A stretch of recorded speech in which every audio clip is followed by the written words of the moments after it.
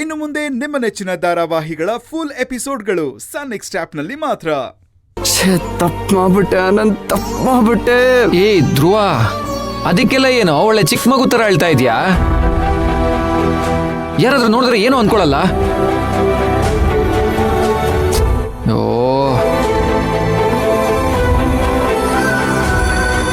ಸಮಾಧಾನ ಮಾಡ್ಕೋ ಧ್ರುವ.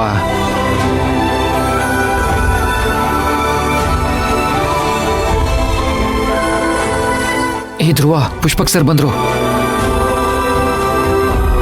ಪುಷ್ಪಕ್ ಸರ್ ಬಂದ್ರು.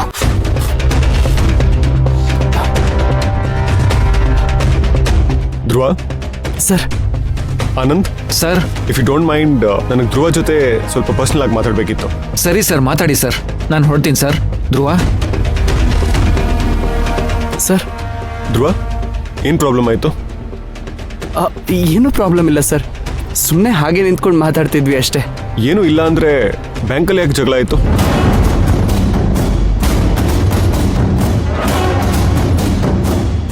ನನಗೆಲ್ಲ ವಿಷಯ ಗೊತ್ತಾಯಿತು ಧ್ರುವ. ಮ್ಯಾನೇಜರ್ ಎಲ್ಲ ಹೇಳಿದ್ರು ನನಗೆ. ಇನ್ಫ್ಯಾಕ್ಟ್ ನಾನು ಆ ಸಮಯದಲ್ಲಿ ಬ್ಯಾಂಕಲ್ಲೇ ಇದ್ದೆ. ಸರ್, ಅದು ಇಷ್ಟೆಲ್ಲ ಆದಮೇಲೂ ನನಗೆ ಯಾಕೆ ವಿಷಯ ತಿಳಿಸಿಲ್ಲ?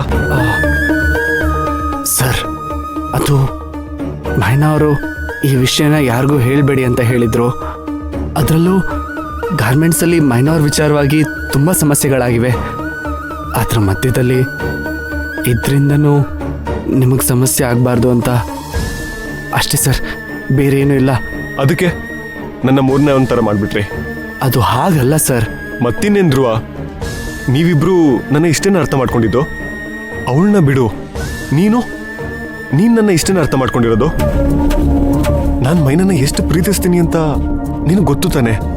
ನೀನಾದ್ರೂ ನನಗೊಂದು ಮಾತು ಹೇಳ್ಬೋದಿತ್ತಲ್ವಾ? ಸರ್, ಅದು ಮೈನಾ ಅವರು ನಿಮ್ಗೆ ಈ ವಿಷಯ ಹೇಳಬಾರ್ದು ಅಂದಿದ್ದು ನನಗೂ ಆ ಕ್ಷಣಕ್ಕೆ ಸರಿ ಅನ್ನಿಸ್ತು. ಅದಕ್ಕೆ ನಿಮ್ಗೇನು ಹೇಳಲಿಲ್ಲ ಸರ್, ಕ್ಷಮಿಸ್ಬಿಡಿ ಪ್ಲೀಸ್.